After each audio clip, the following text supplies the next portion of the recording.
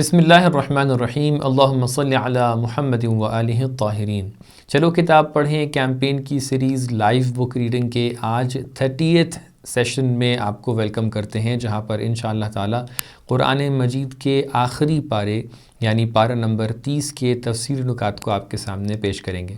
یہ پارہ شروع ہوتا ہے سورہ نبأ سے، کہ جس کو آپ متعدد مقامات پر پڑھا کرتے ہیں، کہ جس کی آیت نمبر 2 میں ہم دیکھتے ہیں اللہ تعالیٰ اس طریقے سے ارشاد فرماتا ہے شروعات سے کہ بسم اللہ الرحمن الرحیم عما یتساءلون عن النبأ العظیم، کہ اللہ تعالیٰ ایک بہت بڑی خبر کے بارے میں گفتگو کر رہا ہے۔ یہاں پہ متعدد تفسیریں اس خبر کے بارے میں موجود ہیں، کہ جس میں سے اہم ترین تفسیر یہ ہے کہ یہ خبر جو یہاں پر قرآن میں اس کا تذکرہ ہوا ہے وہ ولایت مولا امیر علیہ السلام ہے، کہ جس کے بارے میں اس سورہ کے اندر گفتگو ہوئی ہے۔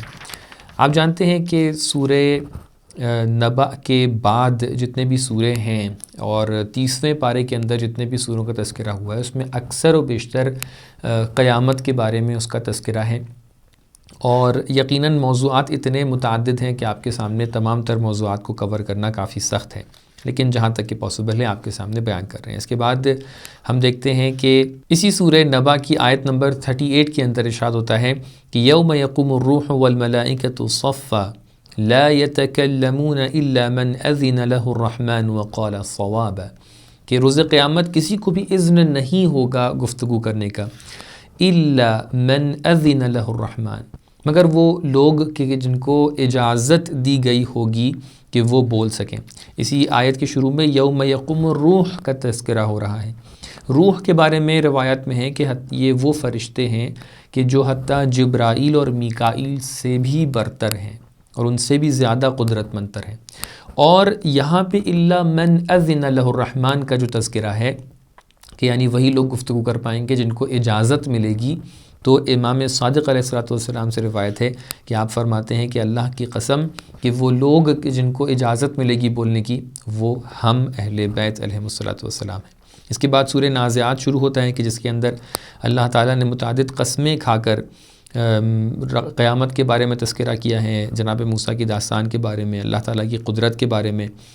جیسا کہ آپ شروعات میں دیکھتے ہیں اس طریقے سے ارشاد ہو رہا ہے کہ وَالنَّازِعَاتِ غَرْقًا وَالنَّاشِطَاتِ نَشْطًا، ان فرشتوں کے بارے میں تذکرہ ہو رہا ہے کہ جو موت کے فرشتے ہیں، کہ جب وہ کافروں کی جان کو نکالتے ہیں، روح کو نکالتے ہیں تو بہت ہی سختی سے نکالتے ہیں، لیکن جب مؤمنوں کی جان کو نکالتے ہیں تو بہت ہی آرام سے اور شادابی سے نکالتے ہیں۔ اسی سورہ کی آیت نمبر 24 میں ہم دیکھتے ہیں کہ اس سے پہلی آیتوں میں جناب موسیٰ اور فرعون کا تذکرہ ہے۔ یہاں پر ایک بات جو غور کرنے والی ہے وہ یہ ہے کہ جب انسان تکبر کرنے لگتا ہے اور دنیا پرستی کی طرف چلا جاتا ہے تو تکبر کہیں پر رکتا نہیں ہے۔ اس کا آخری مرحلہ آیت نمبر 24 میں ہم دیکھ سکتے ہیں کہ فَقَالَ أَنَا رَبُّكُمُ الْأَعْلَى، کہ انسان اپنی خدائی کا بھی دعویٰ کر بیٹھتا ہے۔ لہٰذا تکبر سے دور رہنے کی ضرورت ہے۔ اور اسی طریقے سے اسی سورہ کی آیت نمبر 46 میں دیکھتے ہیں کہ اللہ تعالیٰ اس طریقے سے ارشاد فرماتا ہے روز قیامت کے بارے میں کہ جب لوگ اس میں جائیں گے تو اس کی سختی اور اس کی جو اتنا طولانی دن ہوگا روز قیامت کا، اس میں جانے کے بعد لوگ کہیں گے کہ ہمیں ایسا محسوس ہو رہا ہے کہ ہم جو دنیا میں اور برزخ میں رہ کر آئے ہیں وہ صرف ایک دن یا کچھ وقت کا وقت تھا، کچھ بہت ہی مختصر سی مدت تھی۔ اس سے اندازہ لگایا جا سکتا ہے کہ جو لوگ قیامت کو نیگلیکٹ کرتے ہیں، جو قیامت کو نظر انداز کرتے ہیں، وہ لوگ یہ جان لیں کہ جب ہم لوگ قیامت میں پہنچیں گے، اگر ہماری بات سچ نکل آئی تو وہ ابدی دنیا میں ان کے لیے پشیمانی سامنے ہوگی، اور اگر ان کی بات سچ نکل آئی تو ہمیں کوئی پشیمانی نہیں ہوگی۔ اس کے بعد سورہ عبس شروع ہو جاتا ہے کہ جس کے اندر تذکرہ ہے ایک ایسے شخص کے بارے میں کہ جو بہت ہی مالدار شخص تھا، کہ جس کا تعلق امام صادق علیہ السلام کی روایت کے مطابق بنی امیہ کے قبیلے سے تھا، کہ جو پیغمبر کے پاس بیٹھا ہوا تھا۔ اور اس کے بعد عبداللہ بن مکتوم کے نام کا ایک شخص وہاں پر آیا کہ جو نابینا تھا، اور اس کے آنے کے بعد کیونکہ وہ فقیر تھا، ضعیف تھا، اس لیے اس کے آنے کے بعد یہ شخص کہ جو بنی امیہ سے تھا یہ اس قدر اپنے آپ کو سمیٹنے لگا اور اس کو دیکھ کر کراہت جیسا منہ بنانے لگا کہ کأنہ اس کا فقر اور اس کی تنگ دستی اس تک کہ پہنچ جائے گی۔ تو لہٰذا اللہ تعالیٰ نے ان آیتوں کو نازل کیا اور بتایا کہ یہ کام جو اس نے کیا ہے اس کی سخت الفاظ میں مذمت کی۔ اسی سورہ کی آیت نمبر 24 میں ہم دیکھتے ہیں اللہ تعالیٰ ارشاد فرماتا ہے کہ فَلْيَنظُرِ الْإِنسَانُ إِلَىٰ طَعَامِهِ، انسان کو چاہیے کہ وہ اپنے کھانے کی طرف دیکھے۔ اگر کوئی انسان بغیر دیکھے اپنا کھانا کھا لیتا ہے تو وہ بہت غلط کام کرتا ہے، اس کو دیکھ کر کھانا کھانا چاہیے۔ اور یہ کھانا جسم کا ہے، اس لیے بہرحال اس کے اندر اس کا جسم ہیلدی ہوگا، بہت اچھی بات ہے۔ لیکن امام حسن مجتبیٰ علیہ السلام سے اس طریقے سے روایت ہوئی ہے کہ وہ شخص کہ جو اپنے جسم کے کھانے کو تو دیکھ کر کھاتا ہے، یعنی ایک سٹیپ آگے آ گیا ہے، لیکن اپنے روح کے کھانے کو دیکھ کر نہیں کھاتا ہے، اس پر مجھے بہت تعجب ہوتا ہے۔ روح کا کھانا کیا ہوتا ہے؟ انسان کا علم، اس کی معرفت جو ہوتی ہے وہ انسان کے روح کا کھانا ہے۔ انسان کو اس کے بارے میں بھی بہت دیکھ کر اس کو حاصل کرنا چاہیے کہ وہ کون سا علم حاصل کر رہا ہے۔ آگے سورہ تکویر ہم لوگ دیکھتے ہیں اذا الشمس کورت، کہ جس میں روز قیامت کا تذکرہ ہے کہ کس طریقے سے روز قیامت رونما ہوگا، جب یہ سورج ختم ہو جائے گا، جس طریقے سے اس چاند کا نور ختم ہو جائے گا۔ اور اس کے اندر کافی کچھ ایسی آیتیں ہیں کہ جہاں پر قرآن کی عظمت کا تذکرہ بھی ہے۔ اور پھر ہم لوگ سورہ انفطار تک کے پہنچتے ہیں۔ سورہ انفطار کے اندر اللہ تعالیٰ کہتا ہے اذا السماء انفطرت، دوبارہ تذکرہ ہے روز قیامت کے بارے میں کہ جس کے اندر اللہ تعالیٰ متعدد آیتوں کے بعد ارشاد فرماتا ہے یا ایھا الانسان ما غرک بربک الکریم، اے انسان تمہارے پاس کیا ایسی چیز ہے، کس چیز کے سبب تم جو ہے اللہ تعالیٰ کے مقابلے میں اپنا غرور دکھاتے ہو۔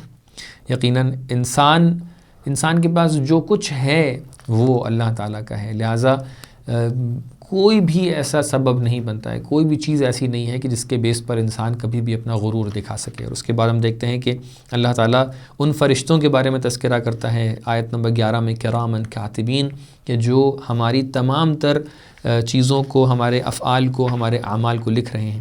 پھر تذکرہ پہنچتا ہے سورہ مطففین کے پاس ویل للمطففین، کہ یہ ان کا تذکرہ ہے کہ جو جب ان کی باری آتی ہے تو وہ بہت ہی عدل اور انصاف کی بات کرتے ہیں خرید و فروش میں، اور جب کسی دوسرے کی بات آتی ہے تو وہ خرید و فروش کے اندر اس کے مال کو، اس کے پیسے کو، اس کی چیز کو کم کر کے بیچتے ہیں، اور اس میں خرید و فروش کے اندر گھپلا کرتے ہیں۔ تو لہٰذا جو لوگ تجارت کرتے ہیں، جن لوگ کا کام خرید و فروش سے تعلق رکھتا ہے، وہ لوگ اس سورہ کی طرف خاص توجہ کریں کہ اللہ تعالیٰ نے ان کے اوپر پھٹکار برسائی ہے، ویلن، کہ جو لوگ خرید و فروش میں ایسا گھپلا کرتے ہیں۔ اور اسی طریقے سے آگے بڑھتے ہیں سورہ انشقاق کی طرف، کہ جس کے اندر ہم دیکھتے ہیں اللہ تعالیٰ دوبارہ سے روز قیامت کا تذکرہ کرتا ہے، اس کے حالات کو بیان کرتا ہے اذا السماء انشقت، جب یہ آسمان ایک دوسرے سے الگ ہو جائے گا، شکافتہ ہو جائے گا، ٹوٹ جائے گا۔ اور اس کے بعد ہم پہنچتے ہیں یا ایھا الانسان انک کادح الی ربک کدحا فملاقیہ، اے انسان، آیت نمبر 6 کے اندر تذکرہ ہو رہا ہے کہ انسان تم سختی کے ساتھ اپنے پروردگار کی طرف جا رہے ہو اور اس سے ضرور ملو گے۔ تو لہٰذا یہاں پر امام سجاد علیہ السلام سے ایک روایت ہے کہ جس کے اندر ہم دیکھتے ہیں کہ آپ ارشاد فرماتے ہیں کہ یہ دنیا مومن کے لیے کبھی آسائش اور آرامش کی جگہ نہیں ہو سکتی ہے، کبھی بھی مومن آرام و سکون سے یہاں پر نہیں رہ سکتا۔ یہ دنیا ہی کل ملا کے ایسی دنیا ہے کہ جس کے اندر سختی ہے، پریشانی ہے۔ آخری دنیا جو ہے، جو ابدی دنیا ہے، اس کے اندر انسان جب پہنچتا ہے تو وہاں پر انسان تمام تر آسانی، تمام تر سکون، تمام تر آرام وہاں پر حاصل کر سکتا ہے۔ پھر ہم پہنچتے ہیں سورہ بروج تک کے۔ سورہ بروج کے اندر دوبارہ تذکرہ ہے مومنین کا، تذکرہ ہے مومنین کی استقامت کے بارے میں، والسماء ذات البروج، اس آسمان کی قسم کھائی جا رہی ہے کہ جس کے اندر برج ہیں، جس کے اندر اس طریقے سے قسم کھا رہا ہے اللہ تعالیٰ۔ اور اس کے بعد جو ہیں کچھ تذکرے ہیں یہاں پر۔ اس کے بعد ہم پہنچتے ہیں سورہ طارق تک۔ سورہ طارق کے اندر والسماء والطارق، کہ اللہ تعالیٰ اس رات کے بارے میں قسم کھا رہا ہے، آسمان کے بارے میں قسم کھا رہا ہے، کہ جس کے بارے میں اللہ تعالیٰ بیان بھی فرماتا ہے کہ وہ رات کیسی ہے، کہ جس رات میں جس میں نجم الثاقب موجود ہے، ایک ستارے کا نام یہاں پر تذکرہ کرتا ہے کہ ستارے زحل یا زحل جس کا نام بیان کیا جاتا ہے۔ اور اس کے بعد اللہ تعالیٰ پہنچتا ہے اس آیت نمبر 14 پر سورہ طارق کی، کہ جہاں پر اللہ تعالیٰ ارشاد فرماتا ہے کہ یہ سب تذکرے جو ہم قیامت کے بارے میں کر رہے ہیں اس کو مذاق مت سمجھیے گا، وما ہوا بالہزل، یہ مذاق نہیں ہے بلکہ یہ تمام کی تمام باتیں ایک دم حقیقت پر مبنی باتیں آپ کے سامنے بیان ہیں۔ اور اس کے بعد سورہ اعلیٰ شروع ہوتا ہے کہ جہاں پر ہم دیکھتے ہیں کہ پیغمبر سے جو تسبیح کرنے کے دستورات ہیں، اعمال ہیں، احکام ہیں، اس کو اللہ تعالیٰ بیان کرتا ہے، مومنین کی صفات کو بیان کرتا ہے، سبح اسم ربک الاعلیٰ۔ اور اس کے بعد ہم پہنچتے ہیں سورہ غاشیہ تک کے۔ سورہ غاشیہ کے اندر اللہ تعالیٰ کہتا ہے کہ بسم اللہ الرحمن الرحیم، هل اتاک حدیث الغاشیہ، کہ آپ کے پاس غاشیہ کہ جو روز قیامت کی ایک صفت ہے کہ روز قیامت ایک وحشت طاری ہوگی لوگوں کے اوپر، کیا اس کی حدیث، اس کی خبر آپ تک کہ نہیں پہنچی ہے؟ اور اس کے اندر اللہ کی نبوت، اللہ کی توحید، اللہ کی طرف سے بھیجے ہوئے نبی اور معاد کا تذکرہ موجود ہے۔ پھر ہم پہنچتے ہیں سورہ فجر پر کہ جس کے نامی پر اس پلیٹ فارم کا نام ہے کہ جس سے ہم آپ کے سامنے اس وقت تفسیر کو بیان کر رہے ہیں، کہ جس کے اندر اللہ تعالیٰ نے اپنے امتحان اور روز قیامت کا تذکرہ کیا ہے۔ آیت نمبر 22 کے اندر ہم دیکھتے ہیں اللہ تعالیٰ کہہ رہا ہے کہ وَجَاءَ رَبُّكَ وَالْمَلَكُ صَفًّا صَفًّا، کہ اللہ تعالیٰ آئے گا۔ یہاں پر لوگ کہتے ہیں کہ بھئی اللہ تعالیٰ کیسے آ سکتا ہے، اللہ تعالیٰ تو جسم ہے۔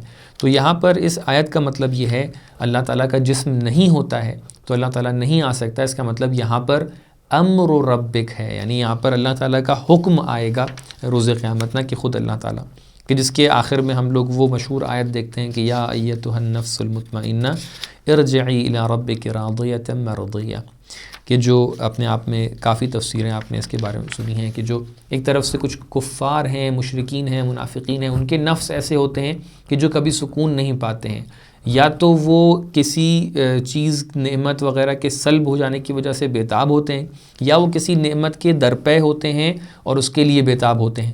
لیکن ایک نفس ہوتا ہے کہ جو نفس مطمئنہ ہے، وہ مومنوں کا ہوتا ہے، وہ اللہ والوں کا ہوتا ہے، وہ اللہ کے اولیاء کا ہوتا ہے، کہ جو ہر حال میں مطمئن ہوتے ہیں۔ اگر ان تک کی نعمت نہیں پہنچتی ہے تو صبر کر کے مطمئن ہوتے ہیں، اور اگر ان تک کی نعمت پہنچ جاتی ہے تو حمد و شکر الہی کر کے مطمئن رہتے ہیں۔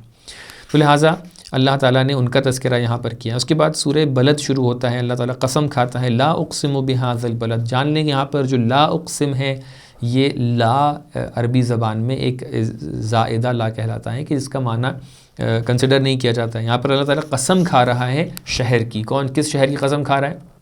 مکے کی قسم کھا رہا ہے، لیکن قسم کھانے کی علت اور اس کا ریزن بھی بیان کر رہا ہے۔ وَأَنْتَ حِلٌّ بِهَذَا الْبَلَدِ، ہم کیوں قسم کھا رہے ہیں اس شہر کی، شہر مکہ، کیونکہ آپ اس شہر میں رہتے ہیں۔ پیغمبر کے وجود سے اس شہر کی برکت ہے۔ کبھی کبھی شہر سے انسان کی برکت ہوا کرتی ہے، اور کبھی کبھی انسان سے شہر کی برکت ہوا کرتی ہے۔ وَوَالِدٍ وَمَا وَلَدَ، اور اس والد کی، یعنی جناب ابراہیم کے بارے میں ان کی قسم کھا رہا ہے اللہ تعالیٰ۔ وَمَا وَلَدَ، اور جناب اسماعیل کی قسم کھا رہا ہے۔ وَلَقَدْ خَلَقْنَا الْإِنسَانَ فِي كَبَدٍ، ہم نے انسان کو رنج میں، مصیبتوں میں خلق کیا ہے۔ تو لہٰذا یہ رنج و مصیبت، یہ پریشانیاں جو انسان کی زندگی میں ہوتی ہیں، اس سے انسان کبھی بھی بھاگ نہیں سکتا ہے، ہمیشہ اس کے ساتھ یہ مصیبتیں اور یہ پریشانیاں رہیں گی۔ یہ پریشانیاں آخرت کی دنیا میں ختم ہو جاتی ہیں۔ اور اس کے بعد سورہ شمس شروع ہوتا ہے کہ جہاں پر اللہ تعالیٰ قسموں پہ قسمیں کھا رہا ہے، وَالشَّمْسِ وَضُحَاهَا وَالْقَمَرِ إِذَا تَلَاهَا وَالنَّهَارِ إِذَا جَلَّاهَا وَاللَّيْلِ إِذَا يَغْشَاهَا۔ اتنی قسموں کے بعد اللہ تعالیٰ پہنچتا ہے ایک جملہ کہ جو ما حصل ہے، نتیجہ ہے، خلاصہ ہے تمام تر تعلیمات کا۔ کیا بیان فرما رہا ہے؟ قَدْ أَفْلَحَ مَنْ زَكَّاهَا، جس نے بھی اپنے نفس کا تزکیہ کر لیا، جس نے بھی اپنے نفس کو کنٹرول میں لے لیا، اس نے کامیابی حاصل کر لی، قد افلح۔ اور اس کے بعد اشارہ ہے سورہ لیل کا کہ جس کے اندر آپ دیکھتے ہیں اللہ تعالیٰ متعدد صفات کو بیان کرتا ہے، متعدد ایسے نتیجے اور جو جزا ملے گی مومنوں کو، جو سزا ملے گی، اس کے بارے میں تذکرہ ہے کہ وَمَا خَلَقَ الذَّكَرَ وَالْأُنثَى إِنَّ سَعْيَكُمْ لَشَتَّى فَأَمَّا مَنْ أَعْطَى وَاتَّقَى وَصَدَّقَ بِالْحُسْنَى فَسَنُيَسِّرُهُ لِلْيُسْرَى وَأَمَّا مَنْ بَخِلَ وَاسْتَغْنَى۔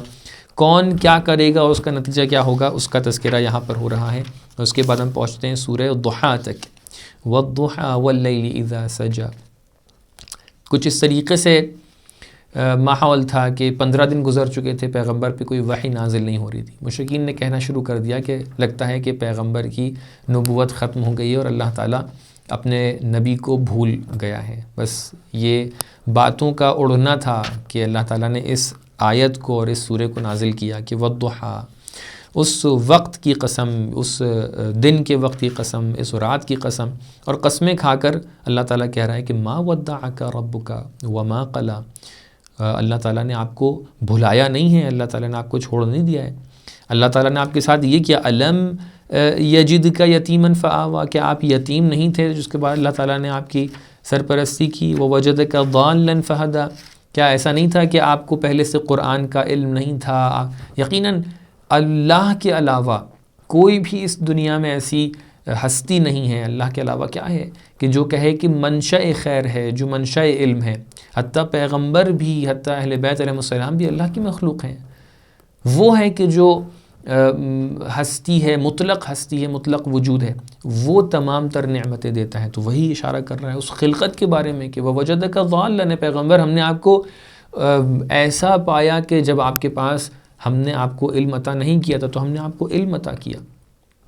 تو اس کا تذکرہ یہاں پر ہو رہا ہے۔ اس کے بعد سورہ شرح ہے کہ جس کے اندر اللہ تعالیٰ وہ نعمتیں اور معنوی نعمتیں جو اللہ تعالیٰ نے پیغمبر کو دیں اس کا تذکرہ کر رہا ہے۔ پھر اللہ تعالیٰ والتین والزیتون، سورہ 3 تک کے پہنچتا ہے کہ جہاں پر تذکرہ ہے انجیر کا اور زیتون کا، کہ اس کی قسم کھا رہا ہے کہ جو بہترین پھل ہیں۔ البتہ ان دو آیتوں کی دوسری طریقے سے بھی تفسیر کی گئی ہے کہ یہ قسم کھائی جا رہی ہے سرزمین شام کے بارے میں اور سرزمین بیت المقدس کے بارے میں، کہ اللہ تعالیٰ اس کی قسم کھا کر اپنی باتوں کو آگے بیان کر رہا ہے۔ اس کے بعد سورہ علق ہے کہ جس کی آیتیں، سب سے پہلی آیتیں ہیں جو نازل ہوئی تھیں، اقرأ بسم ربک الذی خلق، کہ جس کی شروعات ہو رہی ہے پڑھنے سے، جس کی شروعات ہو رہی ہے علم سے، خلق الانسان من علق اقرأ وربک الاکرم الذی علم بالقلم، جس نے قلم کے ذریعے سے آپ کو تعلیم دی۔